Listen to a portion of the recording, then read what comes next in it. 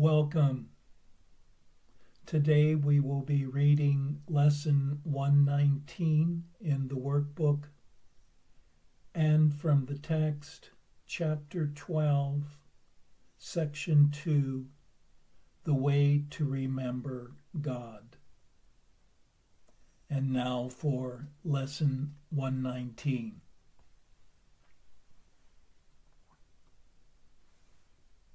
For morning and evening review. 107. Truth will correct all errors in my mind. I am mistaken when I think I can be hurt in any way. I am God's Son, whose self rests safely in the mind of God.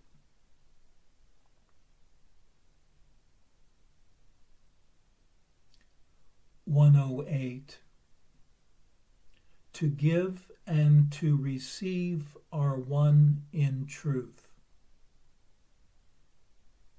I will forgive all things today, that I may learn how to accept the truth in me and come to recognize my sinlessness.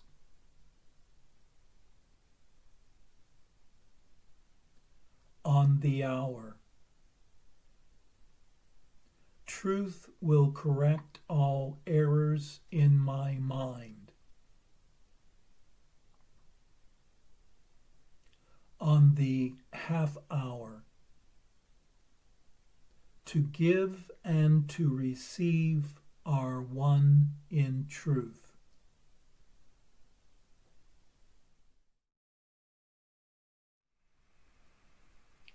Without illusions and being certain one is loved and safe, there is nothing to interrupt one's peace. Without untruth, false beliefs, there would be no fear, no doubt, and no attack. Truth releases all forms of pain because changing thoughts and past ideas have no place in one's mind. One is thus liberated from all beliefs that attack in any form is possible. Giving and receiving are the same, easily learned and easily demonstrated. When one offers peace to everyone, how quickly peace returns to oneself. There is light in the peace, and from this light is true vision joined with tranquility.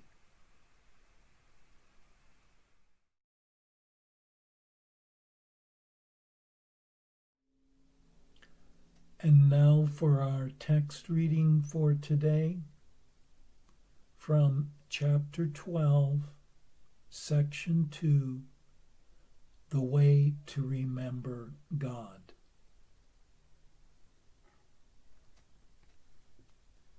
Miracles are merely the translation of denial into truth. If to love oneself is to heal oneself, those who are sick do not love themselves. Therefore, they are asking for the love that would heal them, but which they are denying to themselves. If they knew the truth about themselves, they could not be sick. The task of the miracle worker thus becomes to deny the denial of truth. The sick must heal themselves, for the truth is in them. Yet having obscured it, the light in another mind must shine into theirs, because that light is theirs. The light in them shines as brightly regardless of the density of the fog that obscures it. If you give no power to the fog to obscure the light, it has none. For it has power only if the Son of God gives power to it. He must himself withdraw that power, remembering that all power is of God. You can remember this for all the sonship. Do not allow your brother not to remember, for his forgetfulness is yours. But your remembering is his, for God cannot be remembered alone. This is what you have forgotten. To perceive the healing of your brother as the healing of yourself is thus the way to remember God. For you forgot your brothers with him, and God's answer to your forgetting is but the way to remember. Perceive in sickness but another call for love, and offer your brother what he believes he cannot offer himself. Whatever the sickness, there is but one remedy. You will be made whole as you make whole. For to perceive in sickness the appeal for health is to recognize in hatred the call for love. And to give a brother what he really wants is to offer it unto yourself. For your Father wills to know your brother as yourself. Answer is call for love, and yours is answered. Healing is the love of Christ, for his Father and for himself. Remember what was said about the frightening perceptions of little children, which terrify them because they do not understand them. If they ask for enlightenment and accept it, their fears vanish. But if they hide their nightmares, they will keep them. It is easy to help an uncertain child, for he recognizes that he does not understand what his perceptions mean. Yet you believe that you do understand yours. Little child, you are hiding your head under the cover of the heavy blankets you have laid upon yourself. You are hiding your nightmares in the darkness of your own false certainty and refusing to open your eyes and look at them.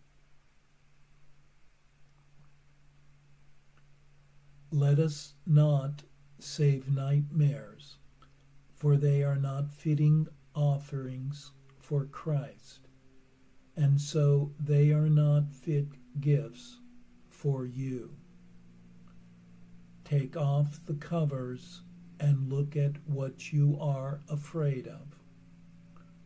Only the anticipation will frighten you, for the reality of nothingness cannot be frightening. Let us not delay this, for your dream of hatred will not leave you without help. And help is here. Learn to be quiet in the midst of turmoil, for quietness is the end of strife, and this is the journey to peace. Look straight at every image that rises to delay you, for the goal is inevitable because it is eternal. The goal of love is but your right, and it belongs to you despite your dreams.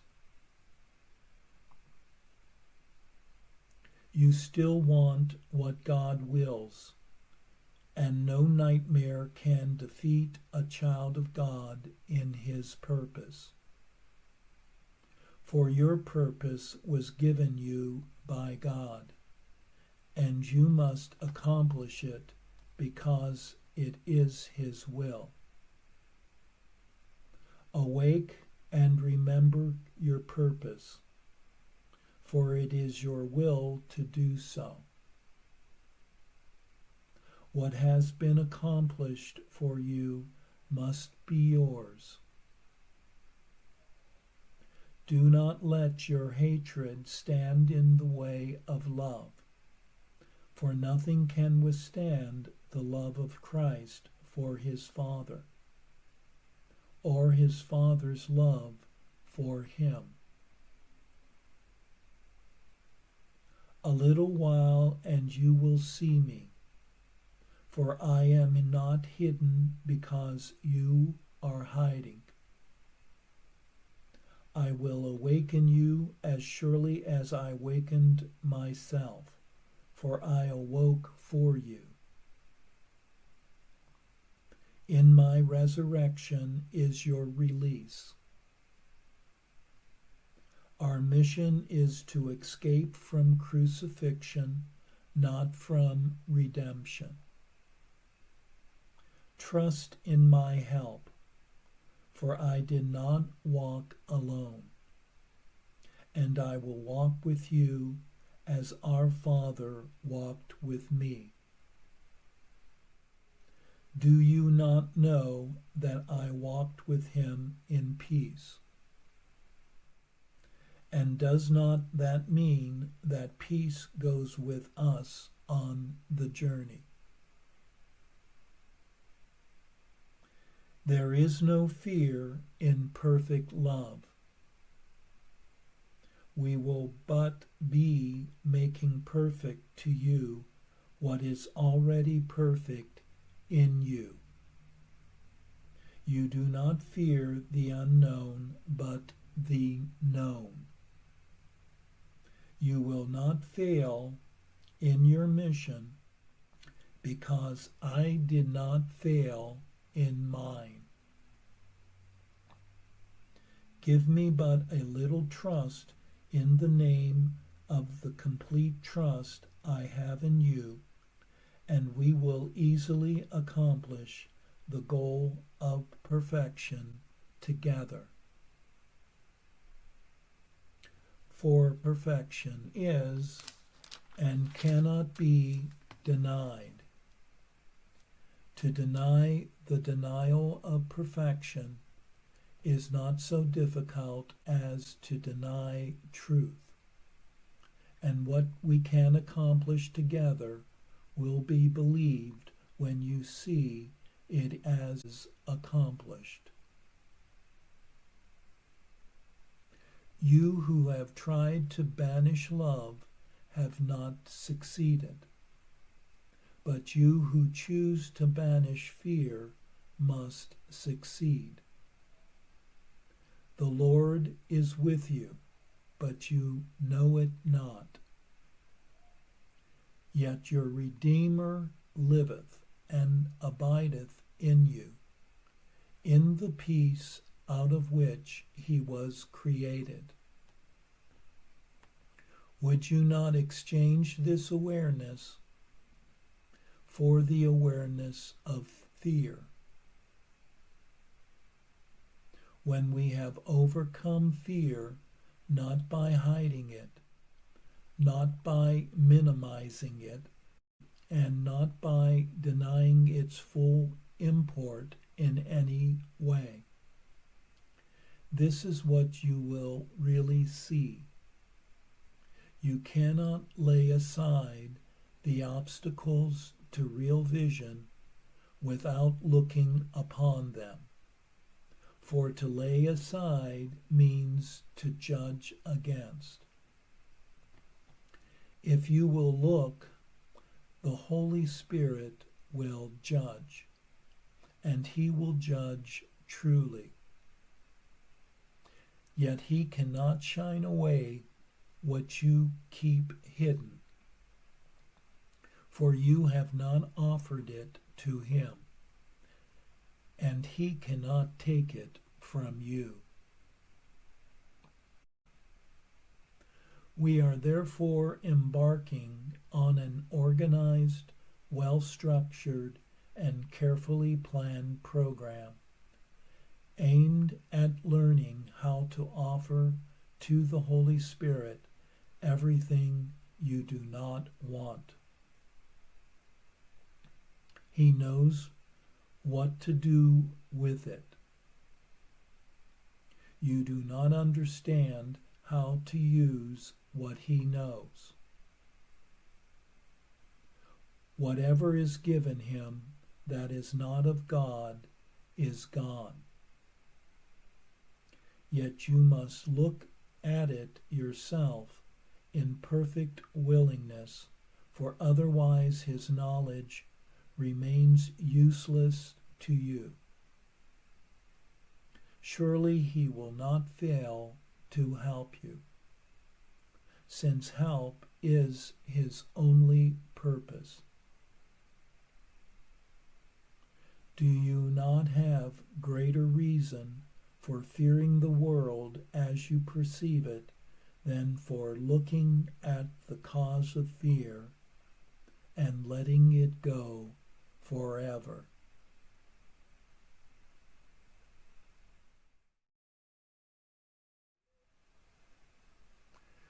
To heal oneself is to love oneself, restoring one's sense of wholeness and peace. Thus, sickness can be seen as a call for love. The other who feels deprived of health is asking for the love that would heal them, and which they have somehow denied to themselves. When one gains knowledge of who one truly is, one is incapable of being sick. Having lost the knowledge of who one is, the light in another mind must shine into theirs. Illusions have power only if one gives power to them.